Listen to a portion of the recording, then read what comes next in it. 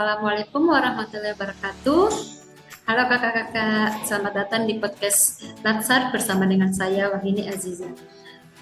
Pada episode kali ini, kita akan membahas mengenai tren makanan asing yang masuk ke Indonesia. Hal tersebut menjadi ancaman bagi kita, kebudayaan Indonesia yang makin menurun dan kurangnya pemahaman masyarakat tentang beragamnya makanan tradisional yang Indonesia punya. Pada sore hari ini telah bergabung bersama dengan saya 4 narasumber dari berbagai daerah di Indonesia. Langsung saja kita ke narasumber pertama, narasumber dari Jawa Timur. Kepada Kakak Abdurrahman untuk menjelaskan makanan khasnya. Baik Kak, Assalamualaikum. Untuk daerah saya yang berasal dari Jawa Timur, sebenarnya kan ada banyak sekali makanan khas dari Jawa Timur. Nah, tapi memang beberapa makanan itu ada yang sangat terkenal Kak. Seperti halnya soto. Nah, soto kan dia berasal dari Lamongan. Nah, soto itu dia berasal dari suiran ayam ya, dikasih kuah berwarna kuning kuahnya itu. Nah, dan biasanya diberi bihun. Nah, selain soto itu makanan yang terkenal selanjutnya adalah sate ayam. Sate ayam ini kalau orang Indonesia lebih kenal pada sate ayam Madura. Nah, sate itu kan dia daging ayam ya ditusuk dengan tusuk sate, lalu dia dibakar dan diberi bumbu kacang. Sebenarnya selain sate ayam Madura juga ada sate ayam Ponorogo. Cuman bedanya kalau sate ayam Ponorogo itu dia bumbu kacangnya tidak menggunakan tambahan kecap dan bawang goreng. Selanjutnya ada juga makanan khas Jawa Timur lainnya adalah rawon. Nah, mungkin banyak orang belum tahu rawon itu seperti apa. Rawon itu dia itu potongan daging sapi, ya, kuahnya itu menggunakan kuah berwarna hitam, campuran dari keluak, bawang putih, garam dan lain sebagainya. Nah, selain 3 itu ada juga seperti bakso dari Malang yang dia asalnya dari daging yang digiling. Kalau sejarahnya sendiri, bakso Malang itu dia asalnya dipopulerkan oleh orang Tionghoa di awal tahun 1939. Nah, nama pedagang Tionghoa ini namanya Chun Muslim. Dia membuat awalnya itu menjual bakso di alun-alun Kota Malang. Lambat laun perdagangan bakso ini semakin banyak dan meluas ke seluruh Indonesia. Dan masih banyak lagi sebenarnya makanan atau kuliner khas Jawa Timur ini kan. Khas dari Jawa Timur.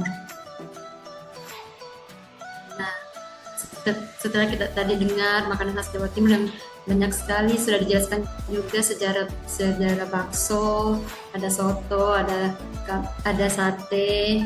Sekarang kita beralih ke Jawa Barat. Kepada Kakak Prasetya bisa dijelaskan makanan khas dari Jawa Barat itu apa saja?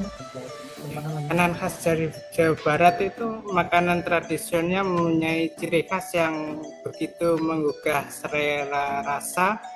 Dengan perpaduan rasa yang kaya dan beragam, beberapa diantaranya adalah yang paling terkenal dari Jawa Barat yaitu batagor.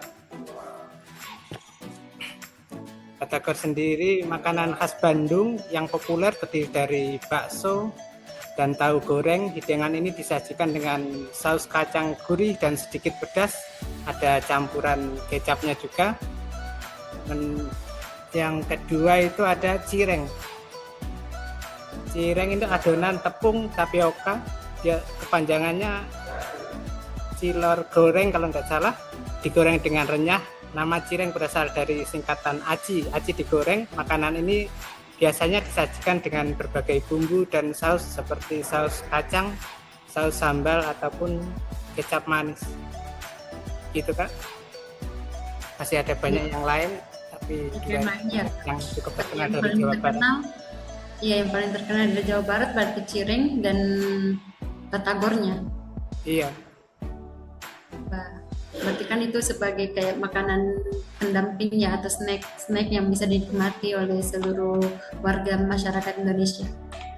Selanjutnya kita akan beralih ke daerah daerah Yogyakarta. Di Yogyakarta bisa dijelaskan kepada Kak Akmal untuk menjelaskan makanan khas daerah apa dari Yogyakarta. Apa saja yang dari Yogyakarta? Baik, terima kasih Kakak Wahyuni Asisa. Di sini saya akan menjelaskan mengenai makanan khas daerah istimewa Yogyakarta. Walaupun saya bukan orang asli Yogyakarta, saya bisa menjelaskan sedikit mengenai makanan khas daerah istimewa Yogyakarta. Nah, kalau saya membahas mengenai makanan khas daerah Yogyakarta, pasti teman-teman sudah tertuju pada salah satu makanan khasnya, yaitu gudeg ya teman-teman. Nah, makanan khas tradisional Yogyakarta memiliki keunikan dan kekayaan rasa yang istimewa. Contohnya gudeg, misalnya yang terkenal dengan rasa manisnya. Selain itu ada kuliner lain yang tak boleh dilewatkan adalah bakpia dan sate kelatak.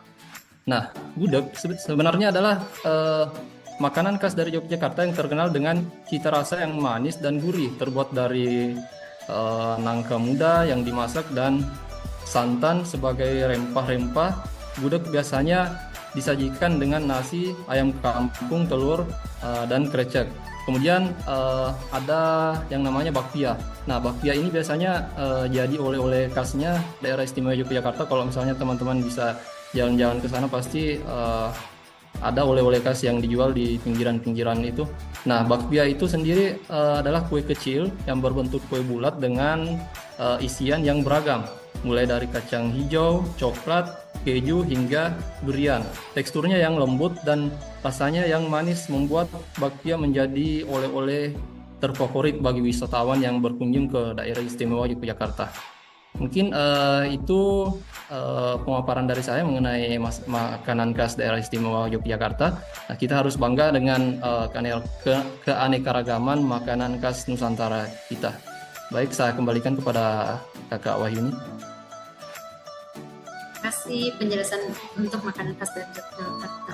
Terakhir kita akan beralih ke daerah makanan khas Makassar. Sekarang kita akan mengenal makanan khas Makassar yang menjadi makanan penutup atau bisa dijelaskan untuk makanan manis-manisnya. Silahkan kepada Kakak Adinda untuk menjelaskan.